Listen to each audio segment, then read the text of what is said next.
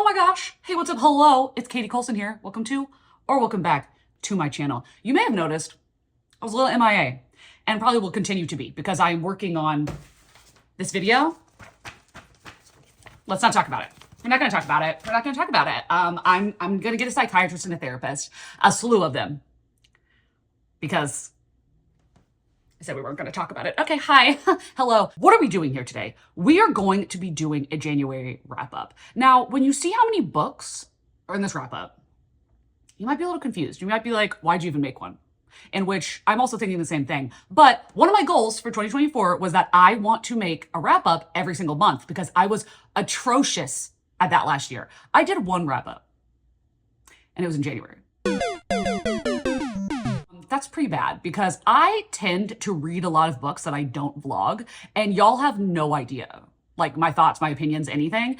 And then it comes to the end of the month and I don't recognize that the new month is starting and I forget to make a wrap up. So this wrap up is probably going up a little bit late, but better late than pregnant. You know what I'm saying? So this is really a testament of, is it possible for me to make a short video? No. Because if this video is not short, then it's actually impossible for me to do it, which might be the case. But anyway, let me shut up and say that I want to start the video by thanking the sponsor, Book of the Month. Real quick, I want to know who the marketing person was that chose this color to be the brand color of Book of the Month, because they ate. You know when you see that kind of like bright yellow or bright pink and it just makes you happy? This is the blue form of that. Now, speaking of this box and this color and the happiness, is that Book of the Month is a book subscription service where every month you go on and pick one of the 5 to 7 books that they have picked out for you based on their editorial team reading through hundreds of new and anticipatory releases. And 80% of the books that they pick is actually new and debut upcoming authors that you probably would never have heard about. And once you pick it, it comes within a couple days. Also, shipping is always free. And if you use my code Katie at checkout, you'll get your first book for $9.99. But let me tell you the two that I picked out this month. The Resort by Sarah Ox. This cover, like, are you kidding me? And literally, I grew up in Florida and I love thrillers, and I feel like this is just me. This is from Dolly Alderton, and I was unaware that she wrote fiction. I thought she only did nonfiction, and I've heard so many people say that her writing is absolutely exquisite. So when I saw this, I was like, color me intrigued. Like, I need to know, I need to read this. So I'm so happy to have these two on my TBR for the coming year. Thank you again, Book of the Month, for sponsoring this video. And now let's jump in to the minimalist wrap up that I have for January. Let's go in order of when I read them. So my first book of 2024 was Butcher and Blackbird. Wait, was it?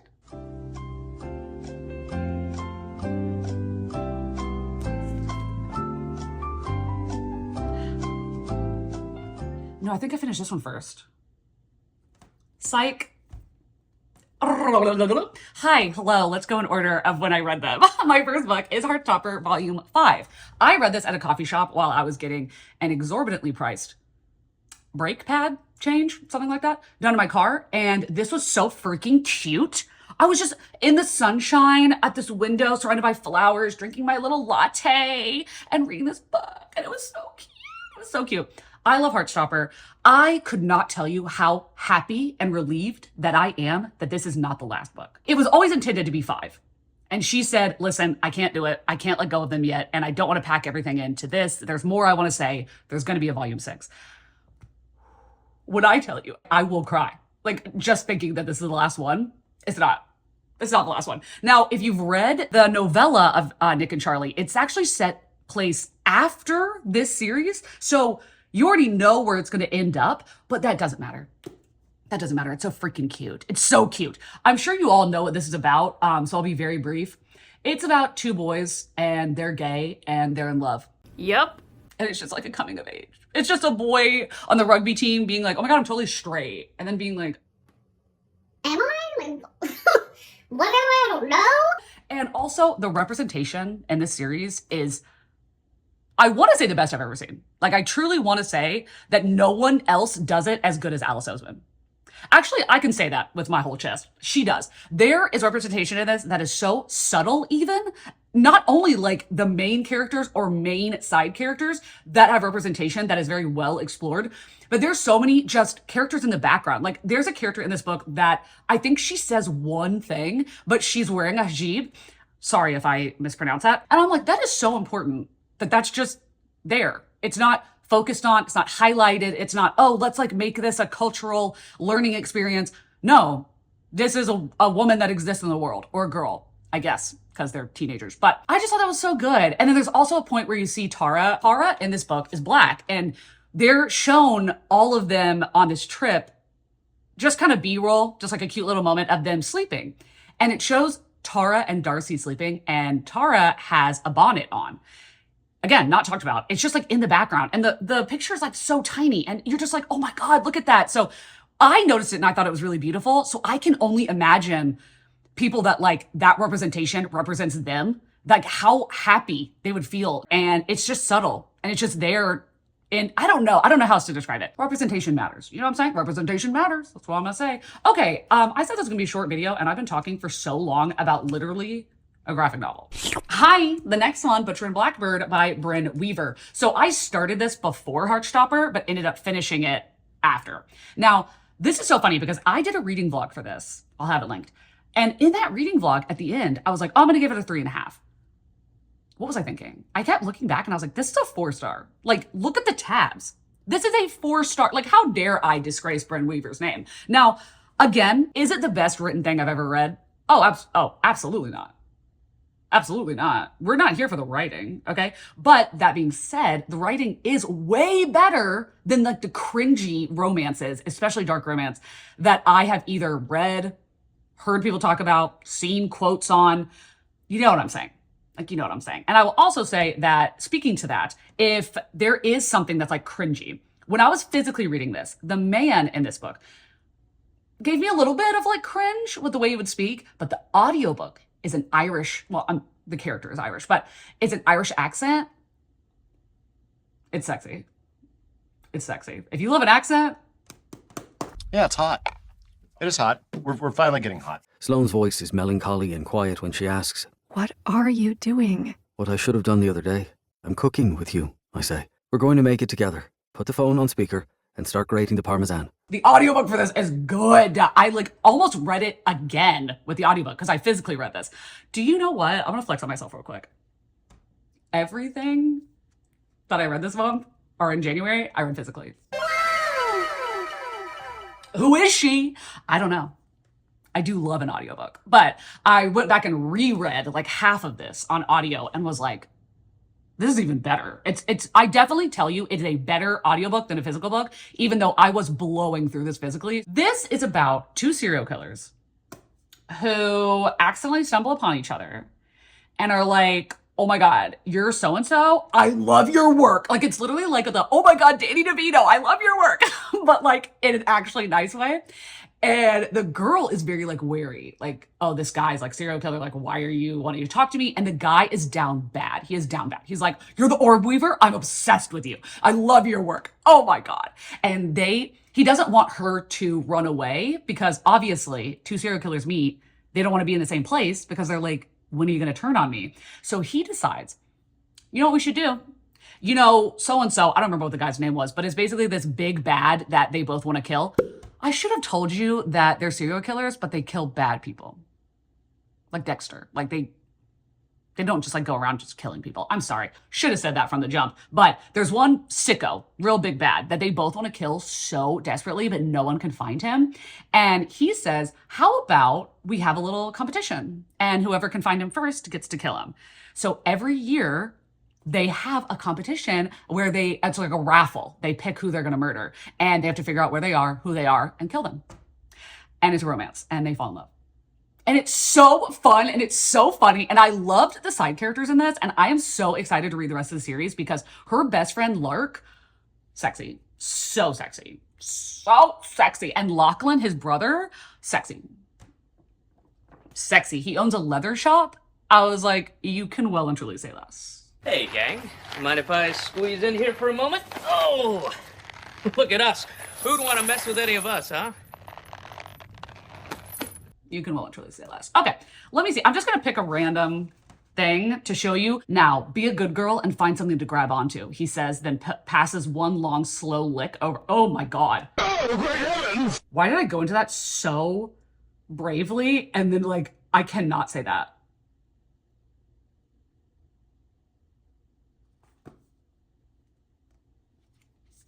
Okay, I don't want to get demonetized. Let's move on.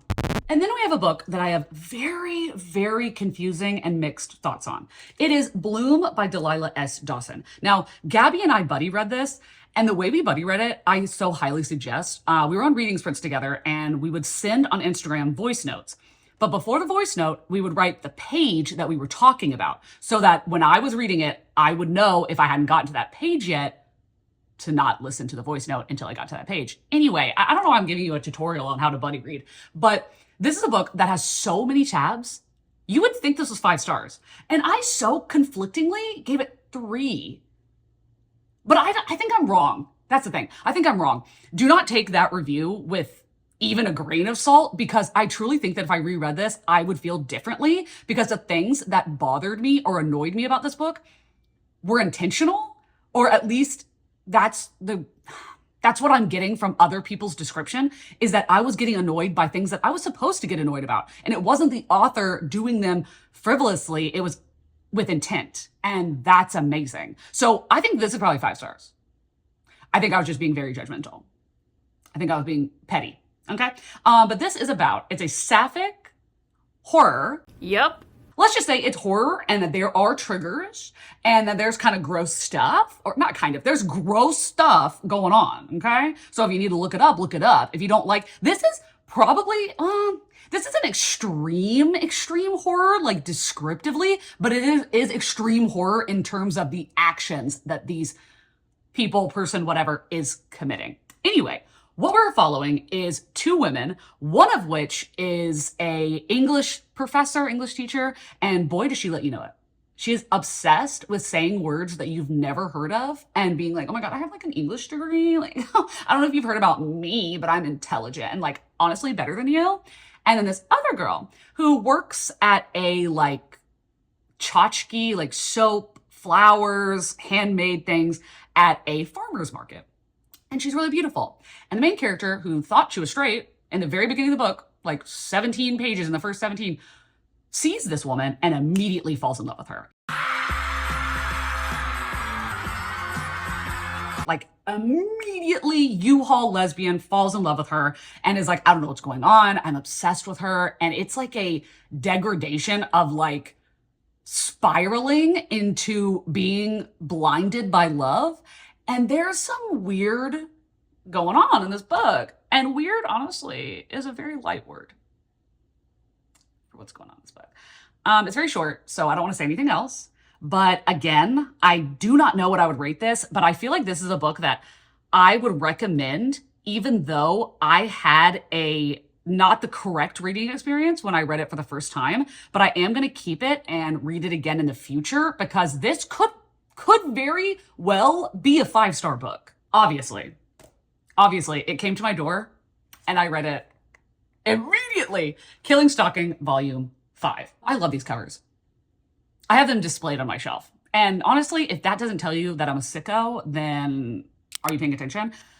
I've talked about this so many times. I'm going to be very brief. It is a dark romance. Like a dark, extreme horror romance. Okay? So if you don't want to read that, then don't. This is about these 2 guys. One of them's a stalker and one of them's a killer. And they're like love story. I don't think I would call it love. Love is a very nice and genteel word for what they have. This is what's funny. Volume 5. Tell me why this is just a romance now. Like, am I gaslighting myself? Like, am I a sicko? Like, am I victim blaming? Like, what am I doing? Now, this is a romance. Like, I'm sorry. Like, have you read this one? This is not even horror. This is a romance. This is a BL manhwa. I think I have a problem. Maybe I am the problem, because I've pushed so many people to read this. Oh well. Okay, technically, technically, that is all the books that I finished in January. But I am going to give a little honorable mention to something that I am almost done with. Magnolia Parks. And I'm physically reading this. I'm not going to tell you my rating, anything. I'm not done with it. I'm not going to say anything about that. But I will say that I am currently making a reading vlog for this. And I am going to try to go, it's not spoilers, I'm not going to go into spoilers, but go very, very in depth on how I, as an asexual and aromantic person, feel about this and how it can or can't be related to, and how maybe asexuals and aromantic people go about reading the romance genre. That's something I really want to look into. This reading vlog hopefully will be the next video that you see. Or the one after that? I don't know. But this will be coming soon. Anyway, LOL. This is what I've read. Let me know if you've read any of these, if you have any thoughts on Bloom, and whether or not maybe I honestly, I do think I was just being judgmental and too quick to solidify my feelings, is what I should say. Okay, if you've gotten this far into the video, leave a flower and a skull emoji. So if you've gotten that far, leave that. If you want to follow me on Goodreads, Instagram, Patreon, any of the whatnots, they will be linked down below. I truly hope that if you are excited for my best books according to booktubers of 2023 video, that you stay tuned for that and that you watch it when it comes out, or watch it a dozen times. I mean, I'm just saying, that would be nice. You stay tuned for that because I'm working so hard on it and I really, really hope that y'all like it. So thank you all so much for being here, and I will see you in a video coming very soon. Bye. The library, darling. Because reading is what? Fundamental. That's right. That's right.